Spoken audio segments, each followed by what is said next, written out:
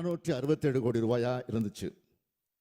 ஆனா இப்போ இந்த நிதியாண்டுல 1432 கோடியா, அதாவது 2 மடங்கு உயர்த்தி இருக்கிறோம். இன்றைக்கு இந்த மானிய கோரிக்கை விவாதிக்கப்பட இருக்கிறது. மாற்றுத்திறனாளிகளுக்கு கருணை அடிப்படையில் மட்டுமல்ல, உரிமை அடிப்படையில் நாம் திட்டங்களை தீட்டி வழங்கி கொண்டிருக்கிறோம். இந்தியாவிலேயே அதிக எண்ணிக்கையில் மாற்றுத்திறனாளிகளுக்கு மாதாந்திர உதவித்தொகை வழங்குகிற மாநிலம் நம்முடைய தமிழ்நாடு தான். மாற்றுத்திறனாளிகள் நலத்துறை சிறப்பு வேலைவாய்ப்பு முகாம்களை நடத்திட்டு வருது. அரசு உயர் பதவிகளில் மாற்றுத்திறனாளிகள் வேலைவாய்ப்பு பெறுவதை ஊக்குவிக்கும் பொருட்டு ஊக்கத்தொகை வழங்கிட்டு வரோம். மாற்றுத்திறனாளிகளுக்கு சுய தொழில் புரிய கடனுதவி வழங்கக்கூடிய திட்டத்தை அறிவுசார் குறைபாடு உடையவர், புற உலக சிந்தனையற்றோர், தசைச்சிதைவு நோயினால் பாதிக்கப்பட்டவர்களை பெற்றோருக்கு நீட்டி வச்சு அரசாணை வெளியிட்டிருக்கிறோம்.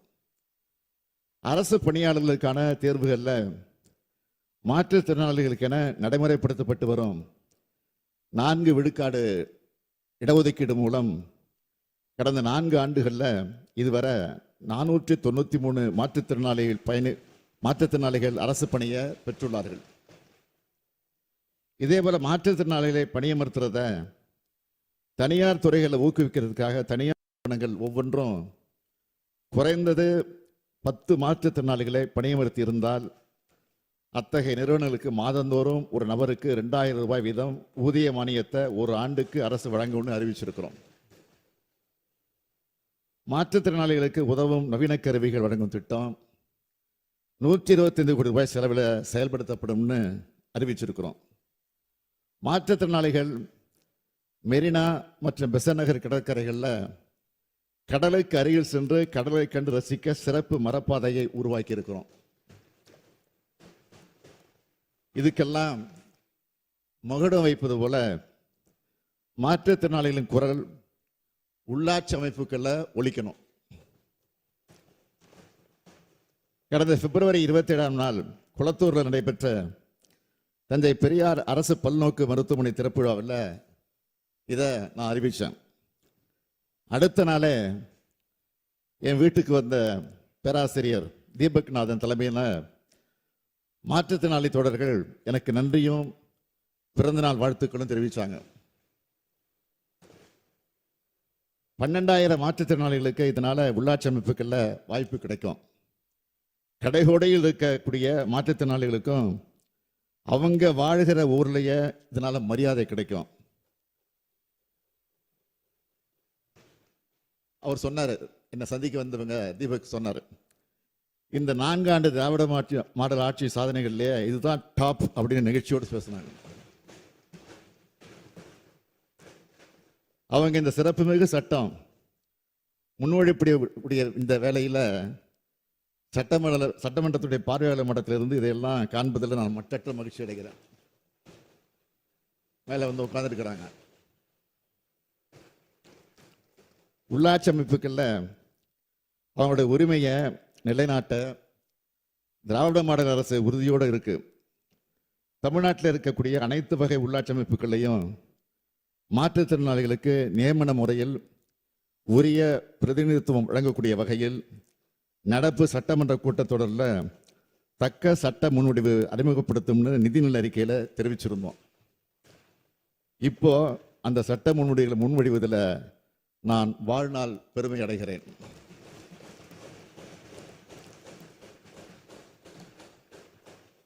அருந்ததியின மக்களுக்கு 3 விழுக்காடு வழங்கும் சட்ட முன்வடிவுகளை இதே மாமன்றத்தில் தாக்கல் செய்யக்கூடிய பெருமையை நான் அடைஞ்சேன்.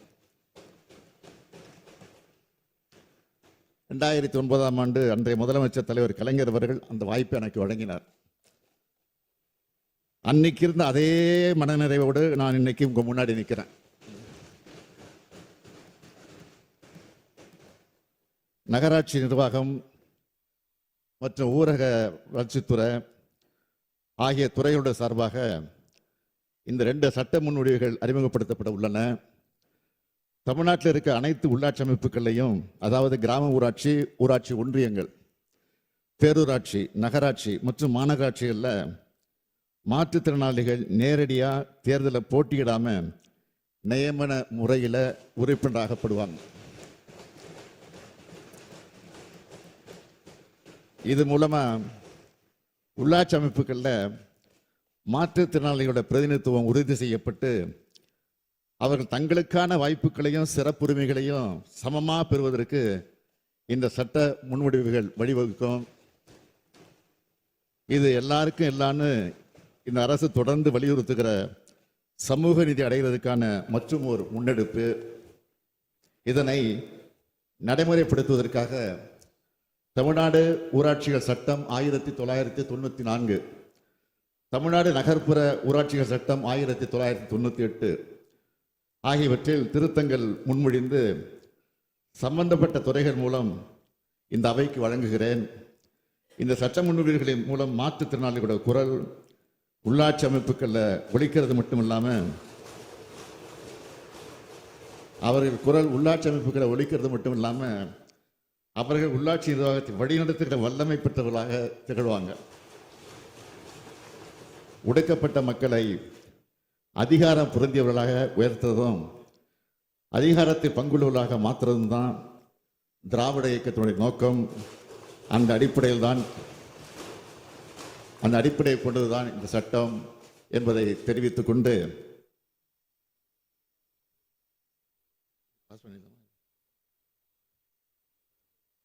மாண்புமிகு பேரவைத் தலைவர் அவர்களே, 2025ஆம் ஆண்டு தமிழ்நாடு நகர்ப்புற உள்ளாட்சி அமைப்புகள் திருத்த சட்ட முன்வடிவை அறிமுகம் செய்ய அனுமதி கோருகிறேன்.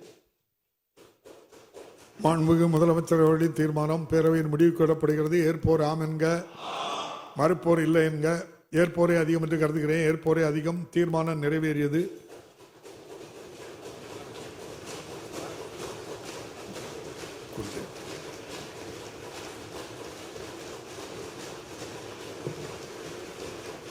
மாண்புமிகு முதலமைச்சர் அவர்கள். மாண்புமிகு பேரவைத் தலைவர் அவர்களே, மேற்படி சட்ட முன்வடிவை அறிமுகம் செய்கிறேன். 2025ஆம் ஆண்டு தமிழ்நாடு ஊராட்சிகள் 2ஆம் திருத்த சட்ட முன்வடிவு. மாண்புமிகு முதலமைச்சர் அவர்கள். மாண்புமிகு பேரவைத் தலைவர் அவர்களே, 2025ஆம் ஆண்டு தமிழ்நாடு ஊராட்சிகள் 2ஆம் திருத்த சட்ட முன்வடிவை அறிமுகம் செய்ய அனுமதி கோருகிறேன். மாண்புமிகு முதலமைச்சர் அவர்களின் தீர்மானம் பேரவையின் முடிவுக்கு விடப்படுகிறது. ஏற்போர் ஆம் என்க, மறுப்போர் இல்லை என்க. ஏற்போரே அதிகம் என்று கருதுகிறேன். ஏற்போரே அதிகம். தீர்மானம் நிறைவேறியது. மாண்புமிகு முதலமைச்சர் அவர்கள். மாண்புமிகு பேரவைத் தலைவர் அவர்களே, மேற்படி சட்ட முன்வடிவை அறிமுகம் செய்கிறேன். 2025-26ஆம் ஆண்டுக்கான மானிய கோரிக்கைகள் மீது விவாதமும் வாக்கெடுப்பும். மானிய கோரிக்கை 52 மாற்றுத்திறனாளிகள் நலத்துறை. மாண்புமிகு பேரவைத் தலைவர் அவர்களே, இந்த சட்ட திருத்தத்தினால் விளையப்போகும் பலன் பற்றி ஒரு விவரத்தை குறிப்பிட விரும்புகிறேன். தற்போது நகர்ப்புற உள்ளாட்சிகளில் தேர்ந்தெடுக்கப்பட்ட உறுப்பினர்களில் 35 பேர் மட்டுமே மாற்றுத்திறனாளிகள் ஆவார்கள். ஆனால் இந்த சட்டம் நிறைவேற்றப்பட்ட பிறகு சுமார் 650 மாற்றுத்திறனாளிகள் நகர்ப்புற உள்ளாட்சிகளிலும் 650 மாற்றுத்திறனாளிகள் நகர்ப்புற உள்ளாட்சிகளிலும் 12,913 மாற்றுத்திறனாளிகள் கிராம பஞ்சாயத்துகளிலும் 388 மாற்றுத்திறனாளிகள் ஊராட்சி ஒன்றியங்களிலும் மாவட்ட ஊராட்சிகளில் 37 மாற்றுத்திறனாளிகளும் நியமனம் செய்யப்படுவார்கள். அவர்களது குரல் அந்த உள்ளாட்சி அமைப்புகள் எல்லாம் எதிரொலிக்கும். இந்த சட்டத்தினால் விளையப்போகும் மிகப்பெரிய நன்மையாகும் என்பதை இங்கே நான் குறிப்பிட விரும்புகிறேன்.